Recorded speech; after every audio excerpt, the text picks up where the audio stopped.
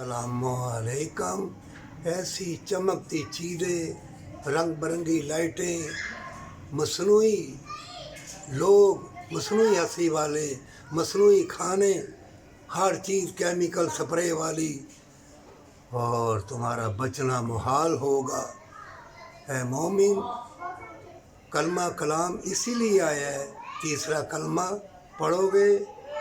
تمہاری بھوک پیاس مٹ جائے گی۔ جیسے کہ تمہیں بھوک پیاس ستائے، اللہ سے کہنا، اللہ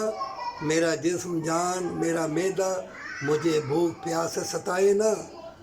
میں تیری یاد میں مرنا چاہتا ہوں، اللہ میرا خاتمہ ایمان کے اوپر کرنا۔ تو پروردگار سے کہنا شرط ہے، اے مومن درود پاک پر استغفر اللہ پڑھ، اور جان لے، مت خیال کرنا کہ فلاں سے وفا ملے گی، فلاں سے وفا ملے گی، فلاں سے پیار ملے گا، دولت تمہیں بچا لے گی، سونے کے محل تمہیں بچا لیں گے، تمہیں کوئی نہیں بچائے گا۔ ماں باپ کا بھی لحاظ کوئی کسی کو نہیں رہے گا، سب بدید بد لحاظ، ایسی بد لحاظی بدید پنا، اور ایک دوسرے سے جدائی ایسی ہوگی،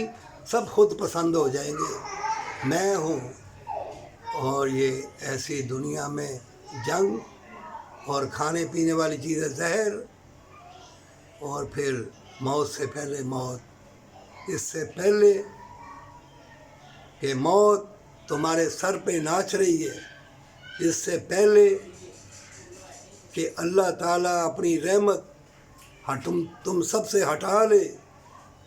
اور اللہ کے فرشتے پیچھے ہٹ جائیں، اس سے پہلے سجدہ ریز ہو جا۔ اب بھی وقت ہے، گلی گلی میں موتیں، اور اللہ کا نام لینے والے بھی ہوں گے دکھاوے والے، ہر چیز مصنوعی، اور تم دیکھتے ہی رہ جاؤ گے،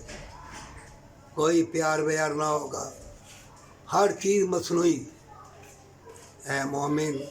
اگر چاہتا ہے کہ اللہ تمہیں اپنی باغ بہاروں میں لے جائے، پھولوں میں لے جائے، باغوں میں لے جائے، اپنی رحمت میں لے جائے،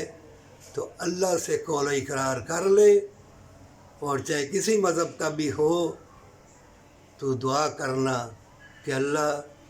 سب کو رسول اللہ صلی اللہ علیہ وسلم کا امتی بنا دے، کلمہ گو بنا دے،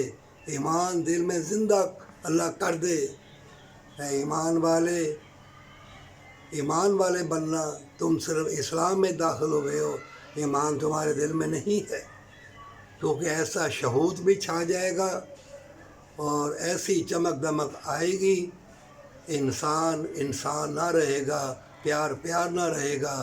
موسم بدل دیے جائیں گے، ہر چیز بدل جائے گی، اور جو اپنا اللہ کے سپرد کریں گے، اللہ اس کا حامی و ناصر ہے، ہمیشہ کی زندگی، ہمیشہ کی جنت کے لیے، پر سچی توبہ کے ساتھ۔